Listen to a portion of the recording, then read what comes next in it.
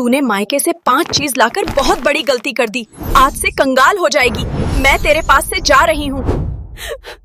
जय श्री कृष्ण साथियों, आज हम जानेंगे कि मायके से बेटी को कौन कौन सी चीजें नहीं लानी चाहिए। यदि बहू गलती से भी ये 5 चीजें मायके से अपने कर्म घर में ले आए तो उस घर से लक्ष्मी माता नाराज होकर चली जाती हैं और घर की संपूर्ण सुख शांति भी समाप्त हो सकती है। इसलिए मायके से नहीं लानी चाहिए। वे 5 चीजें कौन सी हैं, आइए साथियों जानते हैं, जिनके बारे में स्वयं भगवान श्री कृष्ण ने बताया है। एक समय की बात है, भगवान श्री कृष्ण और राधा वृंदावन में विश्राम कर रहे थे। उसी समय राधा के मन में एक प्रश्न उठा। उन्होंने श्री कृष्ण से कहा, प्रभु, मैंने देखा है कि पृथ्वीलोक की महिलाएं मायके से लौटते समय तरह तरह की वस्तुएं लेकर आती हैं। क्या स्त्री को अपने मायके से सब कुछ लाना उचित है? इस संबंध में क्या नियम है? कृपया मुझे बताइए। प्रभु, महिलाएं मायके से लौटते समय तरह। तब श्री कृष्ण ने मंद मुस्कान के साथ कहा, राधे, तुमने एक स्त्री होने के नाते संपूर्ण स्त्रियों के लिए अत्यंत महत्वपूर्ण प्रश्न पूछा है। बहू को अपने मायके से भूलकर भी 5 वस्तुएं नहीं लानी चाहिए। अत्यंत महत्वपूर्ण प्रश्न पूछा है क्योंकि ये वस्तुएं घर की सुख, शांति और धन संपत्ति से जुड़ी होती हैं। यदि भूलवश भी ये वस्तुएं मायके से अपने कर्म घर लाई जाएं तो घर में नकारात्मक ऊर्जा प्रवेश करती है। इससे घर में लक्ष्मी माता का वास बाधित होता है और भयंकर गरीबी तक आ सकती है। तब राधा बोली, प्रभु, यह बात तो सभी लोगों को जानना आवश्यक है, तो वे 5 चीजें कौन सी हैं? आपको लेकर, आपको कान कर कर, तो कान कर कर। श्री कृष्ण बोले, राधे, इसका उत्तर केवल शब्दों में देने के बजाय मैं तुम्हें एक छोटी धार्मिक कथा के माध्यम से समझाऊंगा। फिर श्री कृष्ण गंभीर स्वर में बोले, राधे, जो भी इस कथा को ध्यानपूर्वक सुनता है उसके परिवार पर लक्ष्मी माता की कृपा सदा बनी रहती है और धन संपत्ति की कभी कमी नहीं होती।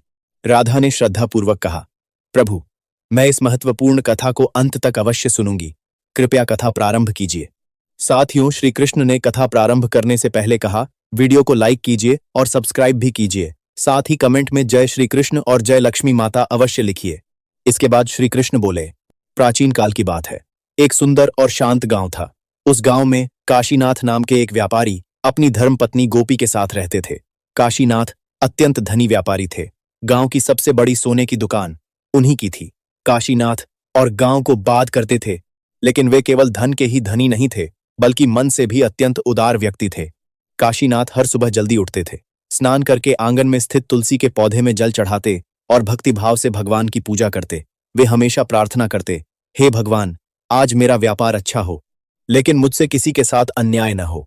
गरीब, दुखी और असहाय लोगों को भोजन और वस्त्र देना ही उनकी सबसे बड़ी खुशी थी। उनके घर से कोई भी व्यक्ति भूखा वापस नहीं जाता था। इसी कारण गांव के सभी लोग काशीनाथ का आदर और सम्मान करते थे। उनकी पत्नी गोपी भी अत्यंत संस्कारी और परिश्रमी महिला थीं। वे घर के सभी कार्यों में व्यस्त रहती थीं, घर की सफाई करना, स्वादिष्ट भोजन बनाना और परिवार की देखभाल करना। काशीनाथ और गोपी ने भैंस और बकरियां भी पाल रखी थीं। उन पशुओं से मिलने वाला दूध और घी वे पड़ोसी गांवों तक बेचते थे। इससे गांव में उनकी अच्छी पहचान बन चुकी थी। उनका एकमात्र पुत्र था अर्जुन। अर्जुन बचपन से ही मेहनती और आज्ञाकारी था। वह अपने माता पिता के कार्यों में हमेशा सहयोग करता था। विशेषकर अपनी मां के साथ पशुओं की देखभाल करना उसे बहुत पसंद था। सुबह वह दूध दुहकर बाजार में बेचने जाता और लौटकर घर के कार्यों में लग जाता। काशीनाथ और गोपी के परिवार में आने जाने वाले हर व्यक्ति के साथ अत्यंत नम्र व्यवहार किया जाता था। वे अतिथि को भगवान का रूप मानकर आदरपूर्वक स्वागत करते थे। इसी प्रकार समय बीत रहा था। एक दिन शाम होने लगी थी। तभी रास्ते से गुजर रही एक अपरिचित महिला उनके घर के सामने आकर रुकी। दरवाजे के पास आकर उसने विनम्रता से पूछा, घर में कोई है? उसकी आवाज सुनकर अर्जुन बाहर आया और बोला, जी माता जी, कहिए। महिला ने हाथ जोड़कर कहा, बेटा, मैं बाजार से लौट रही थी। रास्ते में शाम हो गई। मेरा घर बहुत दूर है। आज वहां पहुंचना संभव नहीं है। यदि एक रात के लिए यहां ठहरने की अनुमति दे दें तो मैं आपकी बहुत आभारी रहूंगी। आभारी रहूंगी, आभारी रहूंगी। अर्जुन ने प्रसन्नता से उत्तर दिया, माता जी, इसमें सोचने की क्या बात है? अतिथि तो भगवान का रूप होते हैं। ऊपर से इस समय किसी यात्री को आश्रय देना सबसे बड़ा धर्म है। कृपया अंदर आइए। अर्जुन की मधुर वाणी सुनकर वह महिला अत्यंत प्रसन्न हुई। उसकी आंखों में कृतज्ञता के आंसू आ गए।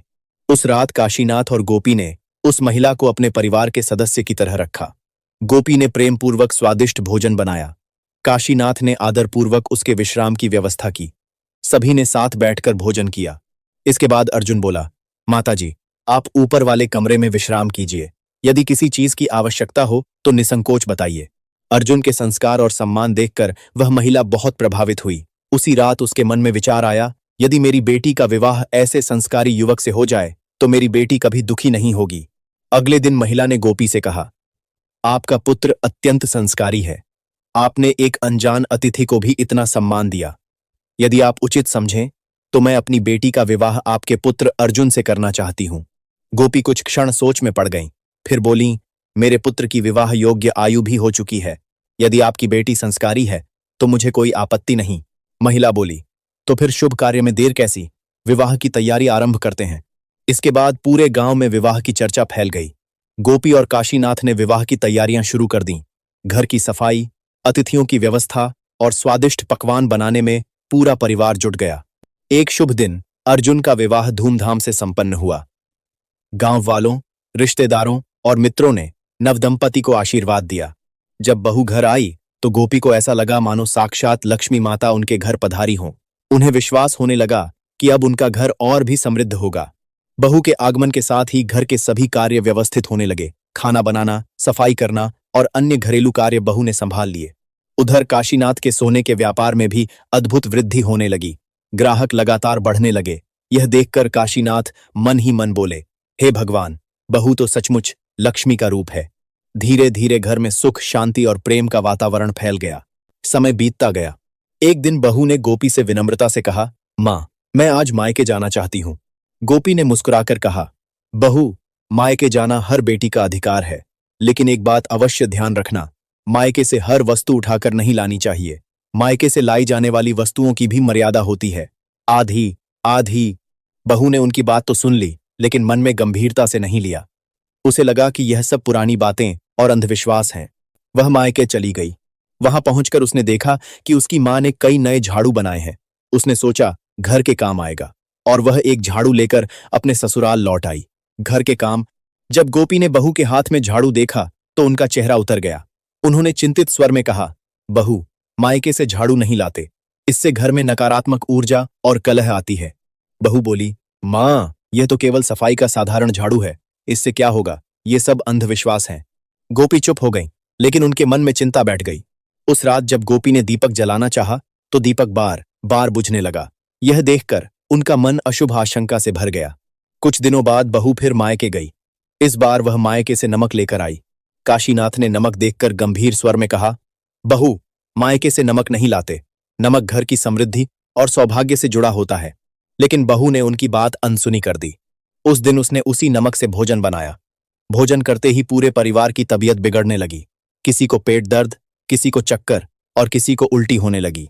घर में हाहाकार मच गया। तब गोपी ने दुखी स्वर में कहा, मैंने पहले ही कहा था कि मायके से वस्तुएं सोच समझकर लानी चाहिए। बहू डर गई। पहली बार उसे अपनी गलती का एहसास हुआ। कुछ समय बाद तीज का पर्व आया।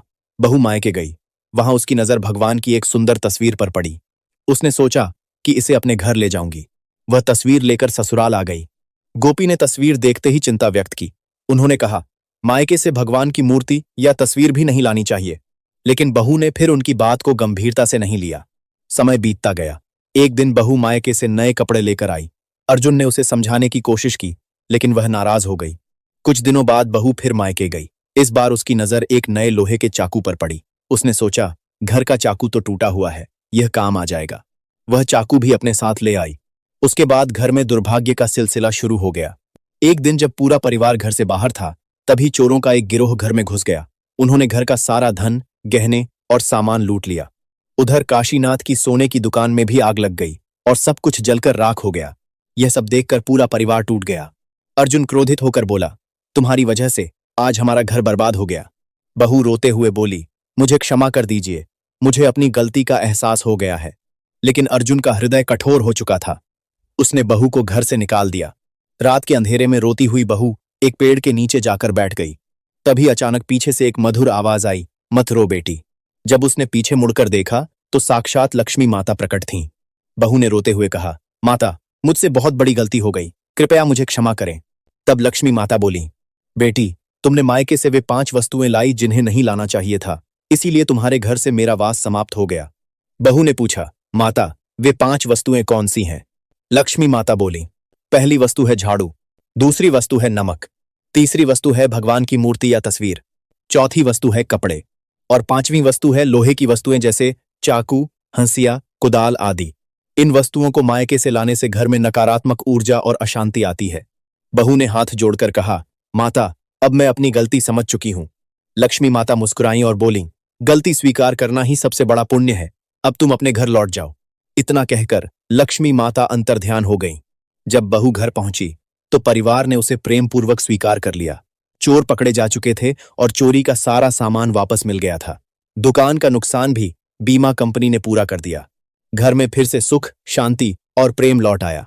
इसके बाद श्री कृष्ण बोले, राधे, यही वह दिव्य कथा थी जिसके माध्यम से तुमने मायके से न लाने योग्य 5 वस्तुओं का ज्ञान प्राप्त किया। राधा ने श्रद्धा से कहा, प्रभु, आपके मुख से यह कथा सुनकर मैं धन्य हो गई। साथियों, आपको यह कथा कैसी लगी और आप किस स्थान से यह वीडियो देख रहे हैं, कमेंट में अवश्य लिखिए। साथ ही वीडियो को लाइक और सब्सक्राइब भी कीजिए। तब आप धन्यवाद।